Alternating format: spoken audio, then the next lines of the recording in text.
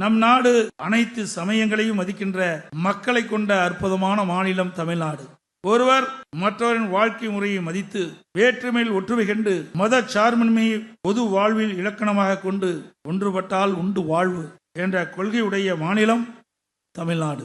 தொன்று தொட்டு இத்தகைய கலாச்சாரத்தை பின்பற்றி வரும் நம் மாநிலத்தில் பேர் அண்ணா வழியில் பொன்மனச்செம்மல் புரட்சித் தலைவர் எம்ஜிஆர் அவர்களும் இதேதேவும் புரட்சித் தலைவி அம்மா அவர்களும் நம் அனைத்து இந்திய அண்ணா திராவிட முன்னேற்ற கழகத்தை அரசியல் இயக்கமாக மட்டுமல்லாமல் மக்களை நல்வழிப்படுத்தும் அறம் சார்ந்த இயக்கமாக வழி நடத்தினார்கள்.